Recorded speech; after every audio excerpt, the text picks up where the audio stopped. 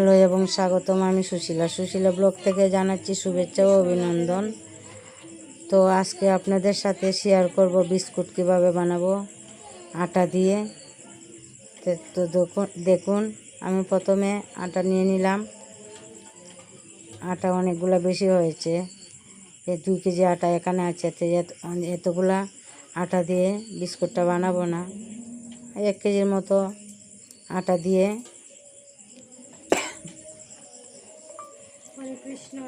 বিস্কুটটা বানাবো। তো আমার সঙ্গে থাকুন, আপনারা বিস্কুটটা কিভাবে বানাবো দেখে নিন। এই বিস্কুটটা এইভাবে খেলে অনেকটাই টেস্টি হয়, মচমচে হয়, অনেক দিন সংগ্রহ করে খাওয়া যায়, অনেক দিন রাখা যায়, প্রায় 1 মাস 2 মাসের মতো রাখা যায়, বিস্কুটটা নষ্ট হবে না। তো দেখুন, আমি করে নিই, আপনারা আমার সঙ্গে থাকুন।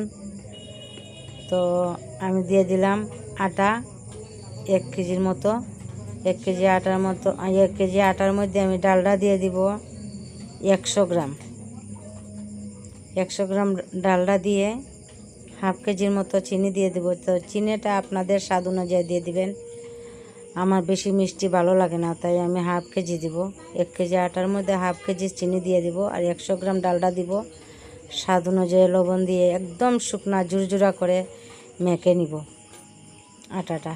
দেখুন, আগে আমি এই ডালডা দিয়ে আটার সঙ্গে মিশিয়ে নিলাম, একদম খুব সুন্দর করে মিশিয়ে নিলাম ডালডা আর আটা। এইভাবে মেখে মেখে ডালডার যেন দলা দলা না থাকে, তাই এইভাবে করে নিব। তো আপনারাও ওইভাবে করে নিন। তো হাফ কেজি আমি চিনি দিয়ে দিলাম। চিনি দিয়ে ডালডা আর চিনিটা ভালো করে মেখে নিব। আর একদম অল্প জল দিয়ে আর স্বাদ অনুযায়ী লবণও দিয়ে দিব।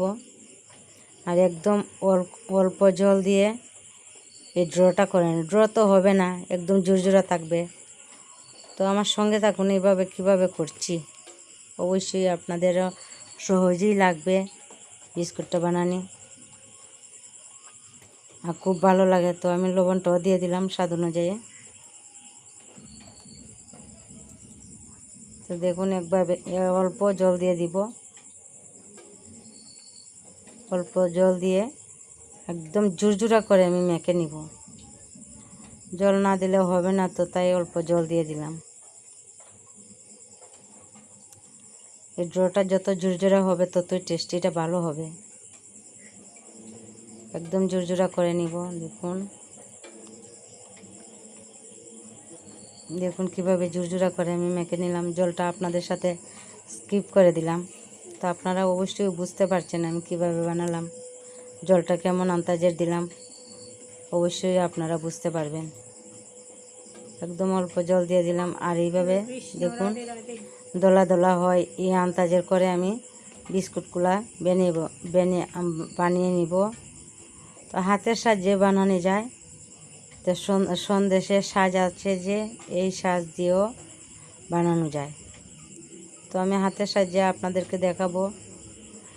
আর সন্দেশের সাজ দিয়ে যে বানাবো, এটাও আপনাদের সাথে শেয়ার করব।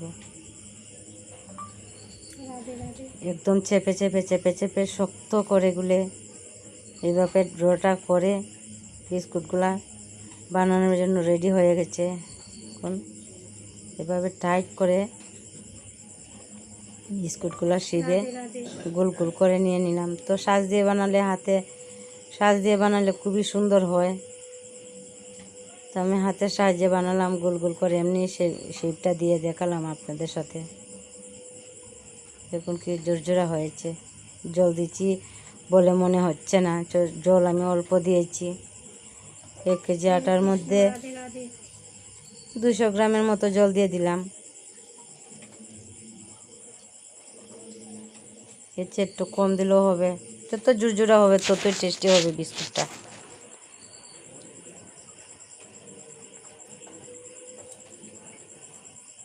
তো আমার ভিডিওটা পুরাটা দেখে নিন, খুবই ভালো লাগবে। আর বিস্কুটটা বানানো কতটুকু সহজ আপনারা দেখে নিন। একদম শর্ট টাইমের মধ্যে বানানো যায় বিস্কুটটা। চা দিয়ে খেতে দারুণ লাগে। হরে কৃষ্ণ, রাধে রাধে। তো কিছুটা হাতের সাহায্যে বানালাম, আর কিছুটা এই যে সন্দেশের সাজ দিয়ে বানালাম। দেখুন এইভাবে বানিয়ে নিচ্ছি। আমার ভাইজিয়া বানাচ্ছে আর আমি ভিডিও করছি। রাধে রাধে। বাবার বাড়িতে এসে তো করলাম। দেখুন এইভাবে সাজটা দিয়ে বানালে খুব সুন্দর হয়, ডিজাইনটা সন্দেশের মতো হয়ে যায়। দেখুন কত সুন্দর হয়েছে।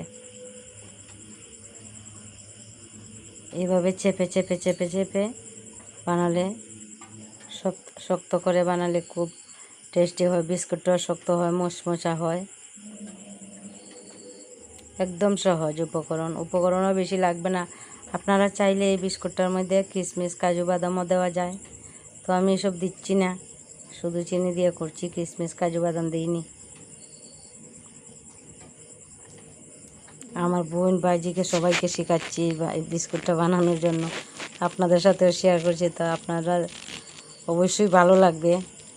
দেখুন মাটির উনুনে রান্নাটা করা হচ্ছে, বিস্কুটগুলো ভাজা হচ্ছে। আমার আরেক বোনে ভেজে নিচ্ছে, একদম হাতে হাতে করে নিচ্ছি।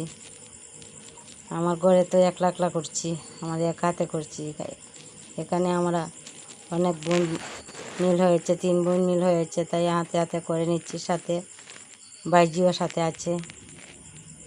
হাতে হাতে কাজ করলে অনেকটাই তাড়াতাড়ি হয়, খুবই ভালো লাগে। তো দেখুন আমার বোনে বিস্কুটটা ভেজে ভেজে খেয়ে নিচ্ছে।